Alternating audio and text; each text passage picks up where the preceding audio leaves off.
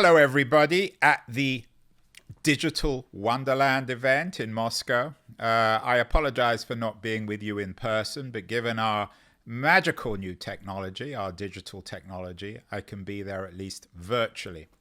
I love the theme of your event this year, Digital Wonderland. It, of course, refers to the great novel by Lewis Carroll, the English fantasist, the novel from 1865, Alice in Wonderland, a book which has stayed in the public imagination for more than 150 years. And the reason is because it's both so familiar and unfamiliar. As a fantasy, it's attracted generation after generation, not just of children, but of adults who are transfixed and seduced and bemused and perhaps even a little scared by the world that Carroll was drawing for us, the world that Carroll invented in Alice's Adventures in Wonderland.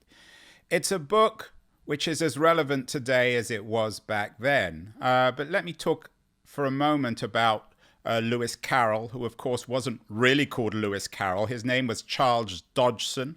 He was an Oxford professor, and he went up a river in Oxford in 1863 with three young girls, telling them fantasies, stories of imaginary worlds, re-architecting conventional reality in mid-19th century England. And he wrote those children's stories, which were also adult stories, down, and he called it Alice's Adventures in Wonderland. Some people have seen Dodgson or Carroll as a reactionary, a nostalgist, a fantasist, a romantic for another world, a world perhaps that existed before the 1860s. Others see him as a progressive. He was, for the 1860s, a highly technologically sophisticated individual. He was one of the pioneers of the new art of photography, an art of photography of today, of course, which has become ubiquitous through platforms like Instagram and TikTok. The truth of Dodgson or Carroll was he was a Janist-faced thinker, writer, individual. He looked both ways, both towards the past and the future. And he was writing at a time of profound transformation. In 1865, the world that he knew, the world he grew up in, the world of Oxford colleges and innocent young girls, was being radically transformed by the new technology of industrialization. The world was in complete uproar. It was being turned upside down. And the world that Carroll described in Alice's Adventures in Wonderland was both intensely familiar and also unfamiliar. He turned it upside down in the same way as the industrial world turned rural England, traditional England, on its head. In the same way as new technologies like photography were profoundly transforming, perhaps even disfiguring the nature of traditional society. So Alice's Adventures in Wonderland is a book that came out of both a cause and a consequence of a profoundly transformative moment in English history, a transformative moment that will go on to transform the world more broadly through the Industrial Revolution. I think we're living at a similarly transformative time today. Dodgson or Carroll turned the world upside down in Alice in Wonderland, treating a familiar world all too unfamiliarly, re-architecting traditional narrative, conventional reality, a conventional way of seeing the world. And today, we're in the midst of a new revolution, not the Industrial Revolution, but the digital revolution. A digital revolution which is also profoundly changing everything. A revolution that's changed your industry, the advertising and marketing industry, that's changing the financial industry, an industry in which we carry around mini computers, computers which 30 years ago would have filled rooms, computers which were all networked, computers which are ubiquitous, which are powering our social networks. We're living through a revolution in in fintech. New currencies now, cryptocurrencies, transforming the very nature of money and an economics and of banking. We're living through new technologies which are transforming the learning industry, the medical industry, the media industry, of course, and every other industry in the world. So I guess it's appropriate to name your conference Digital Wonderland, because the wonderland of Alice's adventures in Wonderland are being repeated today in the early part of the 21st century. I don't know how many of you are familiar with Alice's adventures in Wonderland, but one of my favorite moments in the book, a book of surreal conversation, of characters like the cat, the Mad Hatter, the Queen, the King, Jabberwock, was a remark by the Queen to Alice herself. The Queen said, she was describing her country, "A slow sort of country," said the Queen. "Now here you see it takes all the running you can do to keep in the same place. If you want to get somewhere else, you need to run twice as fast as that." Let me repeat that. "A slow sort of country," the Queen said. "Now here you see it takes all the running you can do to keep in the same place. If you want to get somewhere else, you need to run twice as fast as all that." That is, of course, a perfect description of our digital age, particularly in 2020. Now, the issue of speed, of the transformative nature of speed, is something that was wonderfully outlined in a classic 1970 book by Alvin Toffler, the American futurist, in his book Future Shock, which he said that things were just going to keep on speeding up faster and faster and faster. And through Moore's law, and through the ubiquity of networks, of the internet, of smartphones, that speed is radically transforming everything. Now, of course, the reason I'm not with you in Moscow, the reason why I'm talking to you from my home in the Bay Area of California, is because of COVID. We're in 2021 now, but I think it's 2020 that will be remembered as the profoundly transformative year in world history, a year in which we saw the victory, the real birth of the digital age. In 2020, we see the victory of digital over analog. We see the increasing centralization of economic power. We see Apple and Amazon becoming $2 trillion companies. We see the origins of Zoom economics, the virtualization of everything, from medical coverage to the destruction of physical offices, to the way in which we are totally today dependent on digital communication to network with others, both on a personal and professional way. We see the rise of increasingly revolutionary technologies like blockchain, like cryptocurrencies, peer-to-peer currencies, that are fragmenting all forms of authority, from political to financial, even questioning central banks. It's no coincidence that cryptocurrency took off in 2020, a year which Larry Summers, the ex-president of Harvard, called a hinge year in European history. That last hinge year may have been 1848. The great revolutionary year in European history, 20 years before Dodson wrote Alice's Adventures in Wonderland. We see the rise in 2020 of profoundly radical new technologies. We see the rise of virtual reality, of synthetic media, in which we can create and recreate ourselves online in ways which challenge and undermine the truth of physical ontologies. In a way, the world's becoming quite literally an Alice in Wonderland. Now, I'm real, or I hope you believe I'm real, and I'm really talking to you from Northern California. But we have technologies now which allow us to invent myself, invent my voice, invent someone who replicates Andrew Keen, who is a true fake. And that is one of the more disruptive and profoundly innovative things, I think, about the digital revolution. Of course, you in the media industry, in the advertising and marketing business, don't need me to tell you that you have to move twice as fast to just stay in one place in 2020. It's been, or shall we say today at least, 2021. The world of your industry is being radically transformed. You were the first into this revolution in many ways back in the 1990s. And your industry remains as disrupted, as turbulent, and as all-changing as any industry. So I'm not here to tell you about the truth in your industry, but I am here to offer some routes into the future.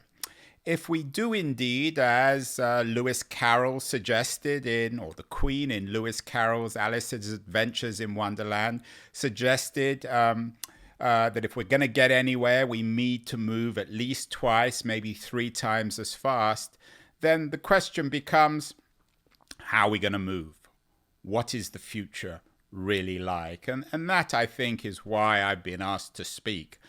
I'm not in your industry. I'm not in the marketing and advertising industries, but I'm familiar enough with it, I think, to understand it. And indeed, I'm very familiar with WPP as a company. I'm an old friend of Martin Sorrell, your old CEO, and a friend of Mark Reed, your current CEO, as well as being someone who, in the pre-COVID age, used to regularly attend Stream, WPP's flagship event, Imagining the Future of Marketing and Advertising.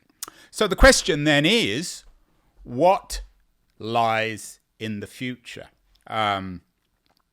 When Lewis Carroll was writing in 1865, he couldn't imagine class warfare, even though Marx had written the Communist Manifesto in 1848. And of course, the Industrial Revolution swept away the world of Lewis Carroll, of Oxford colleges, of quiet Oxford rivers. And the same is happening today. I'm afraid the news, I'm not sure if it's bad or good, but the news is that the revolution that Toeffler forecasted in 1970, a world of digital speed, is only going to speed up. Things are only going to get faster and faster. There's no end in sight. Americans always like to imagine these events in terms of a baseball game. So people in Silicon Valley will always say, well, in this digital revolution, are we at the bottom of the first or the second of the third inning of a 9-inning game? I'm not going to fall into that trap, which has a kind of Alice in Wonderland surreal nature to it, because everyone always talks about being in the first or the second inning, and it never seems to end until it does end. But what I will say is that we're certainly not near the end. And the industries that I talked about earlier, the financial industry, the health industries, the educational industries, the media industries, they're going to change even more dramatically.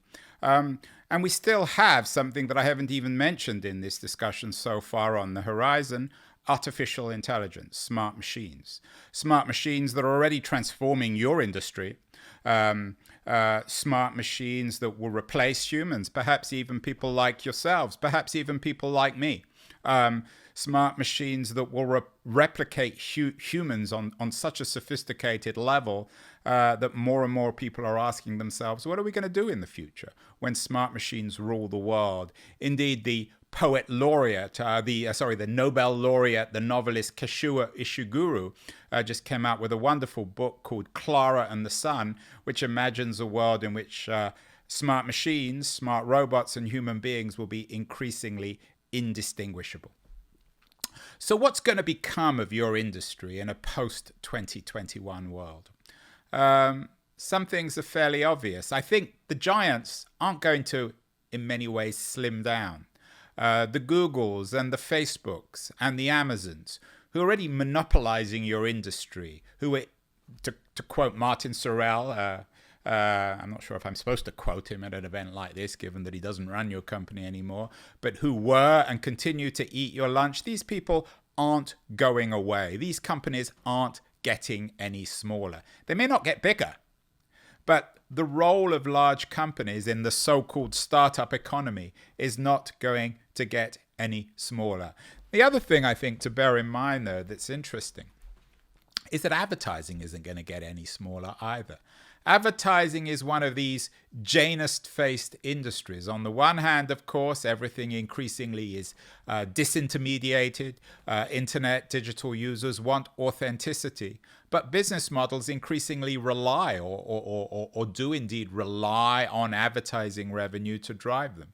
So I don't see advertising or marketing as going away, but it will change.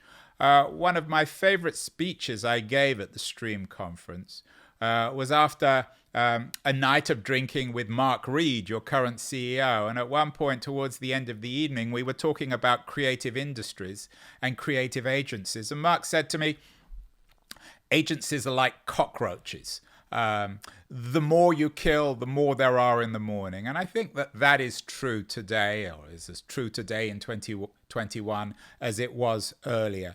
The creative industries are not going away. And that means that companies like WPP, for whom, of course, digital companies like Group M, smart companies like Group M are increasingly central, will nonetheless maintain a network of creative agencies as well. But of course, it's the Group M's, the masters of artificial intelligence, the manipulators and organizers and sellers of data who will win in the future. The great question is whether they will win over the Googles and the Facebooks and the Amazons, whether they will acquire those companies or whether you will be acquired by them. I'm not smart or indeed brave enough, I think, to forecast that. But something else is going on which I think is really important to note. Let's go back to Lewis Carroll and Alice in Wonderland. That work was very nostalgic for the past. And I think we're increasingly seeing, back to Lewis Carroll's Alice in Wonderland, it was nostalgic for a simpler England, a pre-industrial England, an England of Oxford dons and pre-adolescent girls innocently sailing up Oxford rivers. I think we are at a moment, ironically enough, in our digital revolution where a similar thing is going to happen. On the digital front, I think there's going to be more and more nostalgia for the analog world. More and more nostalgia. We already see it in the music industry for vinyl. We're seeing it with a growth now of the fashionability of cassettes. I think it's really important that the analog world, which seemed to have been killed in 2020, in the COVID year, by digital, will reappear. I think we long for the physical. I think that what's happened in 2020 is it's reminded us that the physical will never really be replaced. You were all lucky enough to be in a room in Moscow. I don't see your faces. I'm not sure whether you're still awake in this speech, whether you're listening to anything I'm saying. As a speaker, I certainly miss that. And what I see in the future, particularly in the years after 2021, is if not a fetish, certainly a run on the physical. More and more popularity of physical events, of events like Stream, which WPP organizes, of physical events where we meet everyone. Everyone talks about the ubiquity of social networks, of the Facebooks and the Twitters of our world.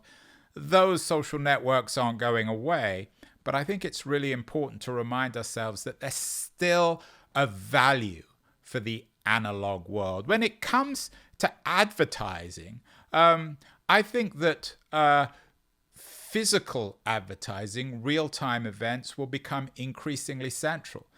Television, of course, is dead in many ways, and I don't think that anyone will ever be nostalgic for the traditional television of the 1950s and 60s. But I do see more and more of a need for experiential advertising, physical, analog advertising, as opposed to digital. You don't need me to tell you that much of the digital advertising industry is not successful. And indeed, many of the metrics are still shrouded in mystery. And one of the things I see in the future is more and more exposing of the truth of the inefficiency of digital advertising. The more metrics we have, the more unsure we have, ironically, of the value of online advertising. And I think that that will continue more and more in the future. What else can I predict about the future? Cryptocurrency, of course, is profoundly changing everything. Everything is going to be digitalized. But we have the rise of something else in 2021, which in many ways I think is kind of interesting. NFTs, non-fungible tokens. As I speak, or last week, the founder of the web, Tim Berners-Lee, sold the digital copy, the original digital copy of his documents which founded the World Wide Web for several $100,000, which he's giving to charity. What I see in the future is more and more of a need for certainty. In spite of the rise of synthetic media, in spite of the rise of media which supposedly will be able to invent this kind of speech, and you won't be able to distinguish between the real me and the fake me, and we have the rise of real fakes, I think there's more and more thirst for reality, for the authentic. And I think with the rise of the NFT economy, of non-fungible tokens, from everything from online art to online documentation to online speeches, I see this as being a very lucrative and important aspect of the future of the digital economy. In other words, as digital and physical come together more and more intimately, the value of digital will be informed more and more by analog. One of the mistakes I think many futurists assume is that digital will beat analog. That's not actually true. What will happen is that digital will be infused by more and more analog values and assumptions. In the same way, in an odd kind of way, that Lewis Carroll inhabited Alice's surreal world with furniture and ideas and language from the middle of the 19th century. Familiarity doesn't breed contempt, rather it breeds innovation. It's also, I think, important to remember that in spite of all the speed, in spite of all the dramatic changes over the last 150 years since Lewis Carroll wrote his great book, Alice's Adventures in Wonderland, some things haven't changed. Changes in power, in economics. And I think it's really important, if we go back to the middle of the 19th century, to remember that in some ways we're returning to the world of Lewis Carroll. When Lewis Carroll went up that river with the little girls, he was part of an aristocracy. He didn't really need to work, and many of the people he associated with in the Bloomsbury group, of pioneers of photography, these were aristocrats who didn't need to work because of the profound inequalities in late 19th century England and indeed in Europe. You don't need me to tell you in Moscow of the nature of aristocracy and the political consequences of inequality. We only need to mention the years 1905 and 1917 in Russia to remind people of their historical significance. Unfortunately, we have returned, I think, to a similar kind of age.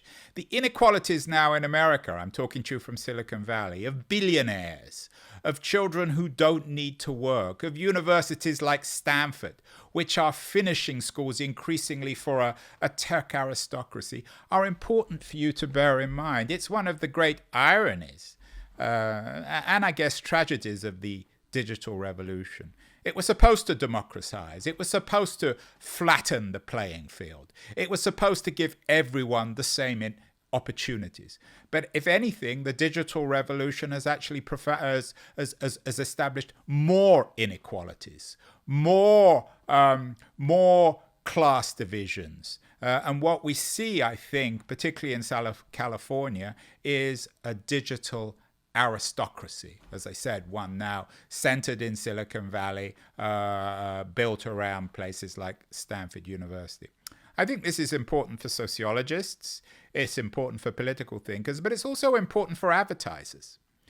Because the future, in many ways, of advertising is in the high end. The future is in the luxury goods business. As in every other dramatic transformation in the digital revolution, it's the center that gets squeezed. I've spent the last 15 years observing this in the media industry. The high end of media is still doing very well, from the BBC to CNN to the New York Times. But it's the middle part, the local newspapers, the smaller publishers, which have been killed. And we have a low end, a free low end. Chris Anderson mistakenly called that the long tail, but it's basically a free end. And the same is true broadly in economic terms. We will have in the future an underclass, the death of the middle class, and an increasingly powerful, in terms of its buying muscle and political and cultural muscle, of a new aristocracy. In contrast, though, with Lewis Carroll's aristocracy of the 19th century, this is an aristocracy that doesn't recognize itself as an aristocracy. You remember the Frenchman, Alexis de Tocqueville, came to America in the 19th century at about the same time that Lewis Carroll was writing his The Adventures of Alice in Wonderland, and he saw a country opposed to aristocracy. America now is the future of aristocracy, but it's not an aristocracy that recognizes it as such. Finally, let me add one more profound change that I think is really important to bear in mind. I've spent the last 20 years warning people of the dangers of unregulated big tech. One of my first supporters and friends was Martin Sorrell. He understood this better than anyone because of the ways that companies like Google and Amazon were challenging the old-fashioned media agencies controlled by holding businesses like WPP. Over the last 15 or 20 years, I've been calling for government action. I've been calling for a degree of regulation, not control, but regulation.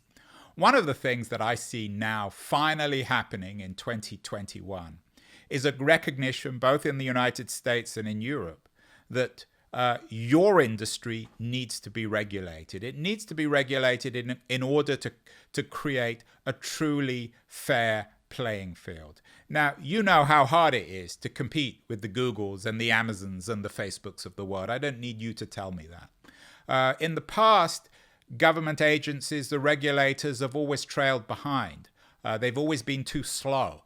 But I think in the future, regulators are picking up speed. You remember Lewis Carroll's remark in Alice in Wonderland about going twice as fast simply to keep up. I'm not sure if Margaret Vestager or Lena Khan, the new head of the FTC, have been reading Alice in Wonderland, but they're certainly moving twice as fast. They're certainly recognizing that unless they can behave like startup entrepreneurs to take on the giants and control them and manage them and make sure that we can control a degree of what we are now calling surveillance capitalism, nothing will change. So another of my predictions is that government will speed up in the future.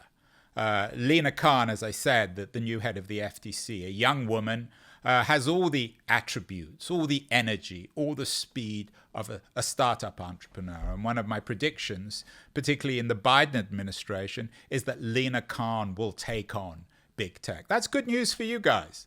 That's good news because big tech will no longer eat your lunch. But that doesn't mean you can slow down. You can't slow down. You can't go back to the old world. Lewis Carroll knew that in Adventures of Alice in Wonderland. Alice couldn't go back to the old world. The new world beckoned. A new world which was radically transformative. A new world that was foreign, but a new world that was inevitable. The digital world is equally inevitable. The digital world is as inevitable as the working class factories and slums that were growing up around Lewis Carroll's Oxford. And today, the digital world of NFTs, of cryptocurrency, the digital world of ubiquitous social networks, the the digital world of smartphones, and above all else, the digital world of artificial intelligence. That's the future. That's a world, a wonderland, a digital wonderland, but a digital wonderland that is equally exciting and scary. I wish you the best of luck with it. You need to survive. You can't slow down. So speed up, keep well, and I hope to see you in person in the not too distant future. Thank you so much.